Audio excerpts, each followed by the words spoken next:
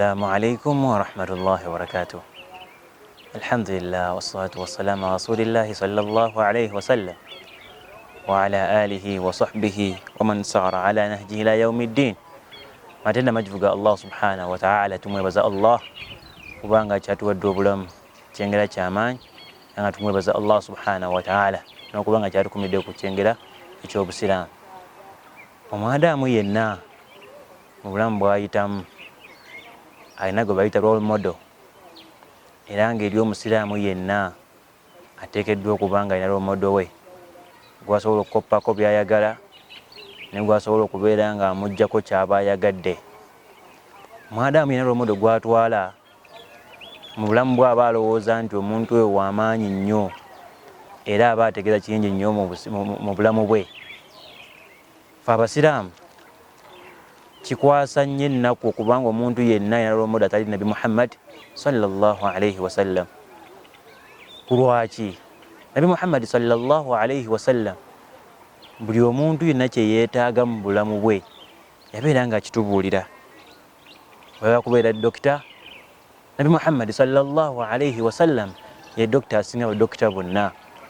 Ogera kubeera ng'obeera mukulembeze, Nabi Muhammad sallallahu alayhi wasallam ye omukulembeze asinga bakulembeze bonna.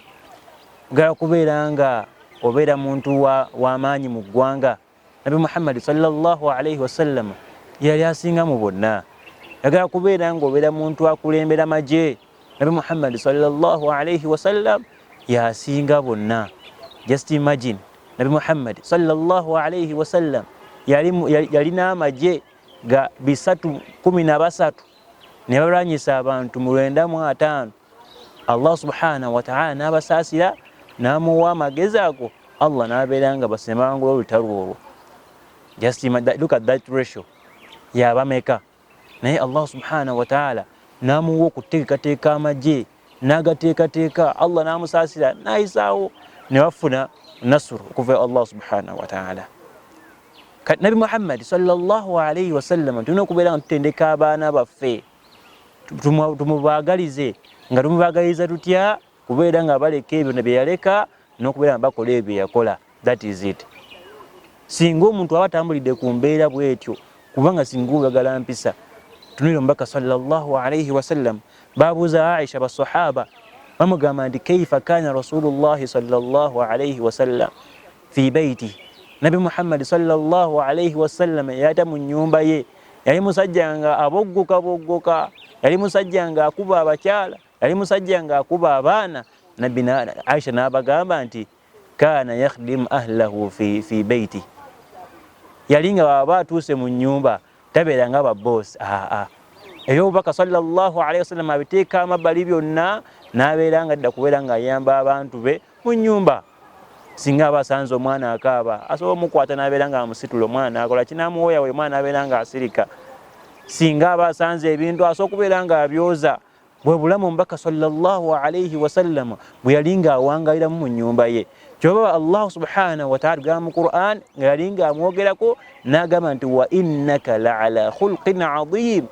Yamugamba nti wa innaka, omuntu amanyi olulimi Olwarabu w'atunula ebigambo ebyo bitegeeza kinene nnyo. Allah amuteeka ku ddaala erya waggulu n'amugamba nti wa innaka, mazima ddala gwe Nabi Muhammad sallallahu alayhi wasallam la'ala khulqin 'adhim, empisa zolina ate za waggulu ddala. So omubaka sallallahu alayhi wasallam olaba tumusomako ebintu bingi. Allah subhanahu wa ta'ala n'atugamba mu hadithi entuufu, n'atugamba nti n'agamba mu aya entuufu, n'agamba nti laqad kana lakum fi rasulillahi uswatun hasana, nti bannanga abasiraamu mwenna n'abantu mwenna mu nsi mulina ekyokulabirako ekisinga okubeera nga kirungi gye muli nga omubaka sallallahu alayhi wasallam.